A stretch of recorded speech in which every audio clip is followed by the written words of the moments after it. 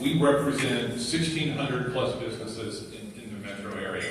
And our call is to be the voice of the business community, to make sure we're bringing that message of what's important. Because I believe with all my heart, not just because it's my job, that if we're a community where businesses can thrive, and people can thrive. That those two things absolutely can go hand in hand and have to go hand in hand. So, I think for us, it's about talking about what's the right business case? What is the key to making sure that businesses can thrive here so that people can thrive? We're going to talk about it, and through our lens, we're going to work on transportation and workforce and housing and childcare. But, one of the things we're really very involved in one of our lanes, we have advocacy, workforce, but it's going to be an entrepreneurship.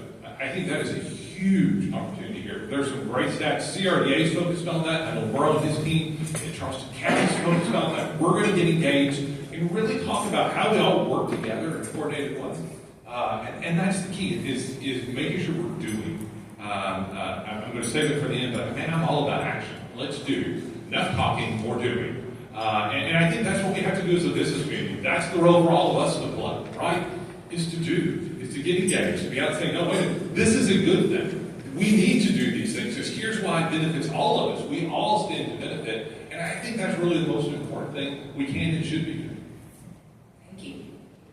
Yeah, I'll add to that. So I think, number one, as Kevin is getting an opportunity to meet all of y'all and learn about both CCAR and the CID, you guys play an integral role. And what I mean by that is you have to continue doing what you're doing now, right? Because without the businesses, that's whether it's industrial, commercial, or anything else, without any of that, we don't survive, right? And those of us that either work for a governmental agency or as an elected official, you know that we need that property tax revenue, right? And so without that property tax revenue, you're going to die. And so you have to continue doing what you're doing, not only with regards to, getting these buildings leased and that sort of thing, but all those developers that you have relationships with that have already poured into our community, maintain those relationships, continue to bring them back, partner with us, Chamber, and whoever else that helps show them why it's important for them to invest here, because we need that investment. And then the second piece, and maybe Ryan will touch on this, it'll be interesting to hear, on the residential side, right? Because we can't continue to drive till you qualify, right? We're at reality check, 1.2 million by 2035, and based on some of the estimates that our research people are coming up with, it's going to be well before 2035 where we're going to have 1.2 million people. And yet, what you see is that most of the residential growth is in Berkeley and Worcester County, but the employment growth is in Charleston County. That's an issue. We can't continue to allow that to happen. And so whether you call it affordable housing, whether you call it workforce housing, it doesn't really matter to me, but that is imperative that we work as a region in order to figure all of that out. So again, I don't get back to that. Please, someone ask me about bringing back to the housing conversation later too. But first and foremost, as an organization, what we're going to do, the first priority that we always have, any association of realtors that's worth its salt, is number one, defend private property rights. That's the basis of our organization, is defend private property rights, because you guys are only able to do what you do in this country because of the idea of private property ownership. We have to remember that not everywhere in the world has private property ownership. There's many places that do not, and there is none of you guys without private property ownership. So that's first and foremost what we do as an organization, is defend those private property rights. Number two is we organize real estate, right? Like what you've seen, and I mean, you guys are dealing with a little bit, not as much because of the way commercial real estate is structured, but the residential guys have had the world flipped on their head over the last year and a half, right?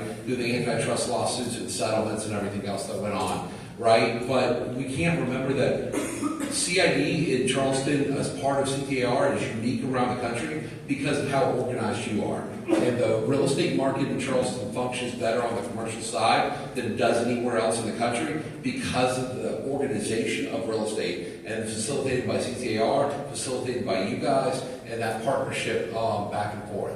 And so I think those are really, to me, for my message to you, the two things that CTR has to continue to focus on is those defending private property rights and organizing commercial real estate. And I'll get back to the housing boom, but probably at some point in these questions, I think. I was like, I'm actually leading you the opposite direction. But, you know, as we all know, we are we joke, Joseph and I were just at a huge NAR convention. We were definitely the minority as commercial. Jokes, we were the redheaded stepchildren, even though I feel like we're not. But I know that, you know, CTAR is majority residential membership organization. So can you expand more on your vision for CID and for the role and just CTAR in advancing and promoting commercial development and real estate here? So I think, you know, my unique perspective, having started as the government affairs director here, and, you know, CTAR, whether it's a ton of past CTAR presidents are commercial. We got a couple of them in the room. Jeremy Willis, Robert Pratt. Like, there's a ton, probably more commercial past presidents here. I mean, John Heckler was the legislative committee chair,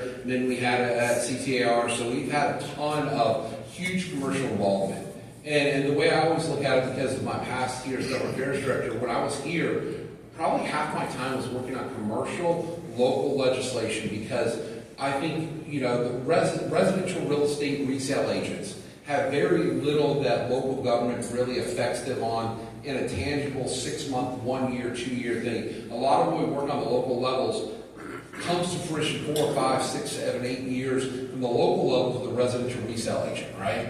But for the commercial guys, it's tangible, right? Whether we're speeding up commercial development approval process.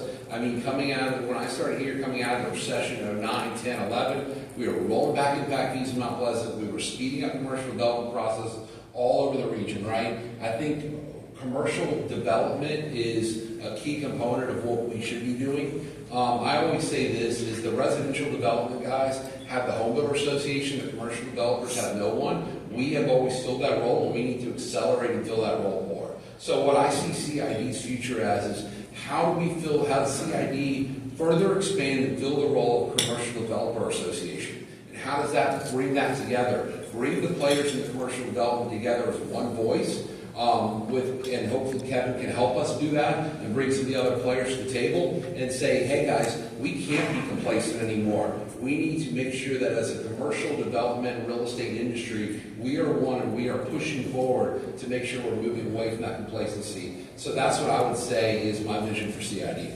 I like it. Well, thank you, Ryan. So this is the last question for